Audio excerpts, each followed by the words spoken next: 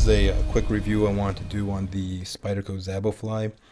I'm actually going to be sending this knife out for a pass around at the flipping arena where several flippers can use it for a week and kind of give their input. And then my intention is to put together a comprehensive review. But before I sent it out, I kind of just want to give my own thoughts on the knife.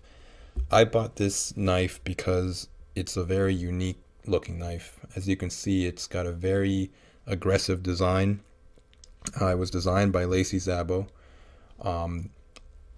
and I think just from what I know, his knives are usually designed with a kind of a martial art or defensive purpose in mind, and you can see that that's clearly reflected in the design of the Szabofly. When you open it up and you hold it, it feels very secure.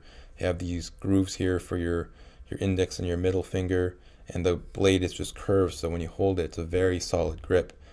Now, in terms of how user-friendly that is for an EDC, I wouldn't EDC this. I actually kind of gave it a shot when I first got it. Even though it does have a pocket clip, which is reversible, the pocket clip allows for about that much of the knife to stick out, and it actually has fallen out of my pocket a couple times.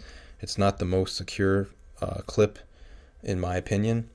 And in terms of the blade profile, as you can see, it's a very aggressive and oddly shaped grind and overall profile, which just doesn't lend itself to be very utilitarian. You know, I've used it for basic cutting tasks, and I just didn't find it to be useful for EDC. Even though the blade steel is 154 cm, it's a great blade steel. The handles are very solid, and overall the build is solid.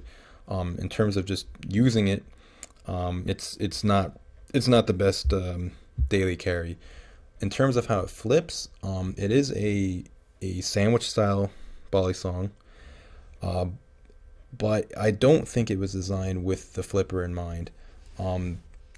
As you can clearly see, the handles, okay, they're curved, and not only are they curved, the bite handle over here, okay, has this big metal spacer in place, which makes it a lot heavier than the safe handle, which is only held together with two little barrel spacers.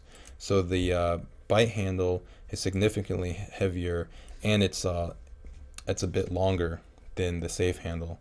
So you have to adjust your grip while you're flipping this. If you do a rollover, say with the bite handle, you got to grip this thing higher, so this safe handle has more momentum. Whereas with the safe handle, if you do a rollover, this thing pretty much is on autopilot. It comes around really fast. So you have to adjust your grip and kind of manipulate it a little bit differently. Aerials are very, very tricky with this knife. This tang here also comes out almost over a half an inch, and that actually makes it a lot harder to, when you're doing twirls or chaplains, it definitely does protrude out a little bit more and get in the way. So as a flipper, I'd say it's not a very good flipper. I do not flip it very often, even though I did include flipping footage in this video, just because it does look pretty cool when you're flipping it, but the feel of it is not like that of a Benchmade 42 or something that's built a little bit more with a flipper in mind. But overall, I am very happy with the knife. It does have its place in the collection. It's a very unique design. I think I don't know if you can still get them, but usually when Spyderco puts out a blade like this, they do discontinue it eventually. So it's nice to have to collect.